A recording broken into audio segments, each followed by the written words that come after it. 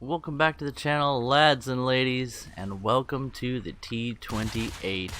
This is the T-95 super heavy tank slash tank destroyer slash what were you thinking?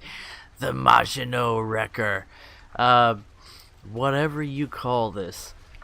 This is the slim fast version of a vehicle that is a reasonably beefy boy at 7.0 in the form of the T-95 tank destroyer, the Doom Turtle to its fans and enemies, with a long 90mm cannon. This vehicle has a good gun for its battle rating because, by the way, the T-28, missing only a bit of side armor and some extra weight, an extra pair of tracks, doesn't seem to make too much of a difference, sits at a 6.3 battle rating when compared with its standard tech tree cousin. Or, not cousin, future self. So, that's what we're seeing today, and what you'll watch is a ridiculous game with the T-28 and I believe a few other vehicles as well. This match ended up being insane, so I hope you guys enjoy. This is not going to be the last 6.3 American lineup video that I share with you guys, as I've had some crazy times, and I can't show you right now, but let's see. Excuse me, a little bit of a hiccup there. My compatriot Thomas William here was doing well. No, that wasn't this match. Never mind. Never mind. That's a different match I'm thinking of.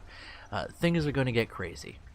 So sit back, relax, enjoy those first few minutes where the T-28 is nothing but a patience building simulation. And let me just turn off markers here real quick, because I couldn't see that Tiger P, so why should you? As I was saying, you do need a good amount of patience, but within a few minutes we have our first kill, bouncing a shot from a KV-220. Or sorry, that's not the 220, is it? It's the one with the, I believe that's a 100mm cannon, 105, something like that. Very powerful, high velocity gun that KV has. Not that it did him any good in the end. The one target that he couldn't pen, myself. And notice this enemy, whoever he is that the Tiger 2P? He set himself up very nicely behind that bush to where I can't really see to get a shot on him. And never let it be said that the T-28 is a Goliath of gun handling and maneuverability. Its ability to get on target is adequate at best. It is not a subtle creature. It's more along the lines of, go ahead, smash my face a few times, I'm gonna make it hurt when I get around to focusing on you kind of tank. Kinda reminds me of the European Canadian. He's still stuck in the dungeons of Redditmore, by the way, so we'll have to see how he fares in the future. We might have some time in the next few days to do a live stream of that. Don't know if you guys are enjoying that series, but I'm just having a great blast taking my YouTuber friend through a perilous adventure that will most likely end with his horrible disembowelment by some adorably deadly creature in the dungeons of Dreadmore. Again, that enemy picked the perfect time to take a shot at me. Take notes here. It's best to target an enemy when they're on the move and not looking at you. And the reload on the T-28 is painfully slow, although when you do get a hit on your target, it has some spectacular effect. So here it's a game of cat and slug as there you are, a pew. Something ate that round. Must have been the scenery. Maybe it hit the pipes, not quite sure. Maybe the superstructure on that sorry, not the superstructure, the structure on that tower Most likely my round hit one of those steel beams, and it was beamed out of existence, unfortunately.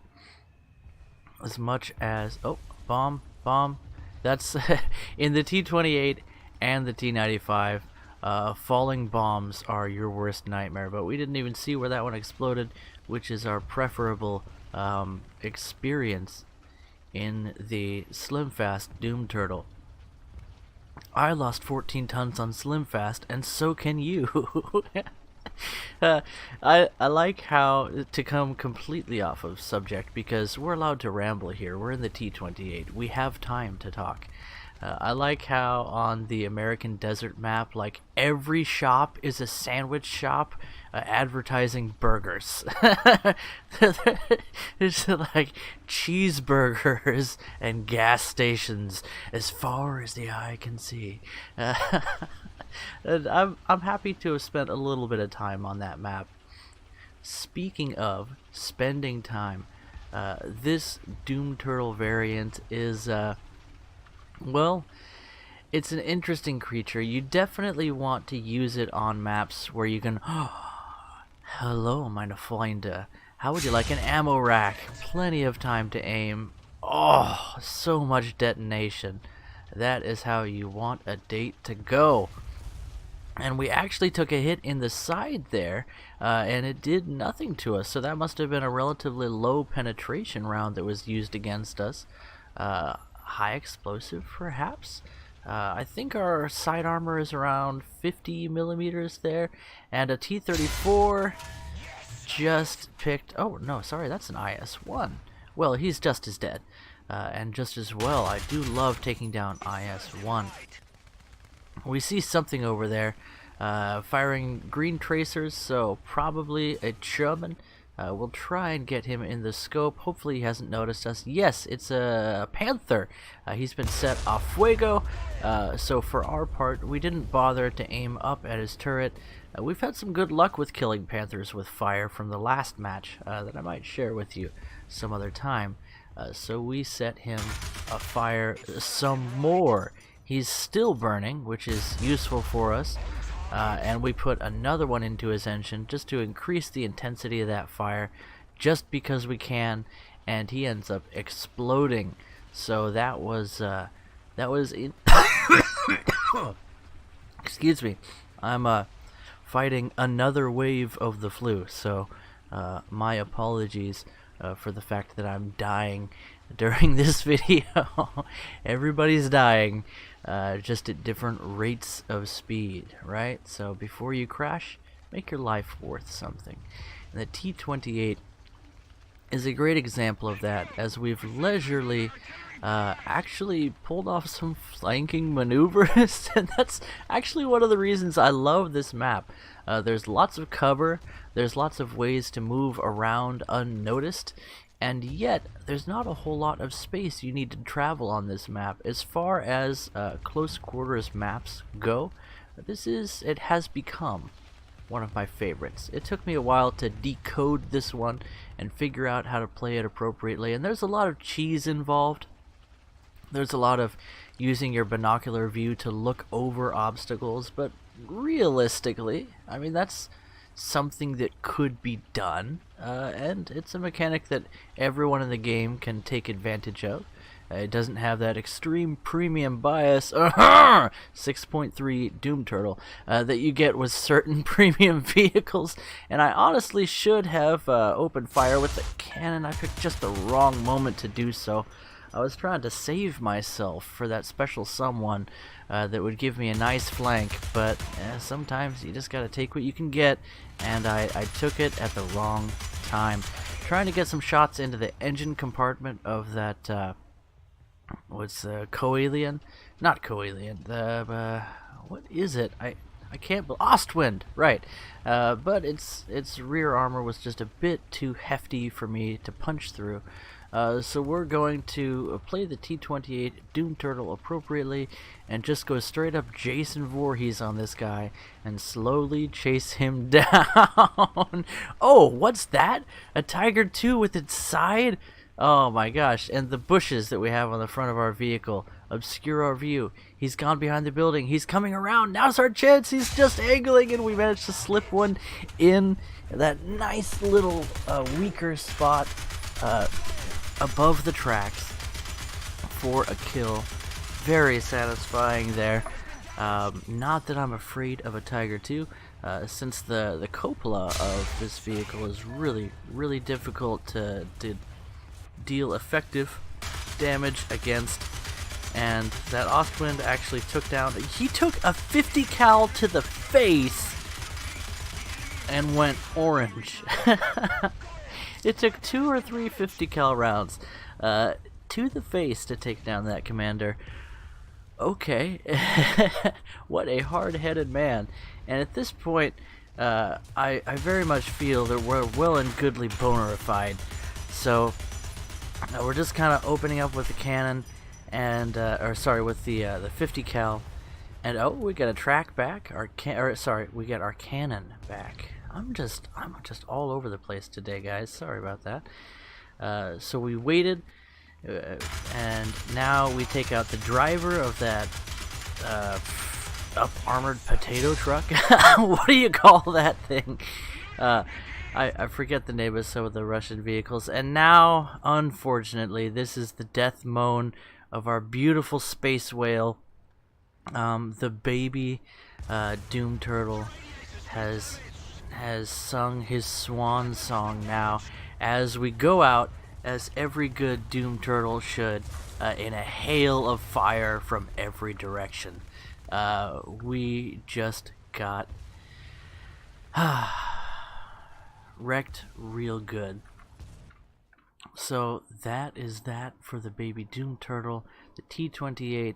We had a blast. We were basically on our own the whole time, which is not something I really recommend. And now you get to see the ground textures popping in. This is part of the optimization that Gaijin has done to the game recently with the last graphics update. Even though I have the render distance set to maximum to try and give me the most definition when I'm doing things like flying low to the ground, the textures tend to...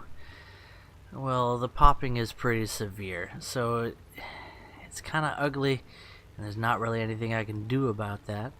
But it does actually improve the performance of the game significantly for me, so I might be able to go back to live recording. I do prefer to record live gameplay and then talk over it. As the Veranda ate up a rocket that was intended for that Panther. Look at this, popping some flaps. I absolutely love what's about to happen. Just watch this AD4 gameplay. There's the enemy Ostwind taking some shots at us, and we're very boldly engaging him here and whirling around. I really love the way that the AD4 handles at medium to low speeds. It really is one of those planes that once you get a feel for it, you can do some really fun things. You can fly some very aggressive ground strike. And there's the Ostwind, and we send a spread of rockets in his direction.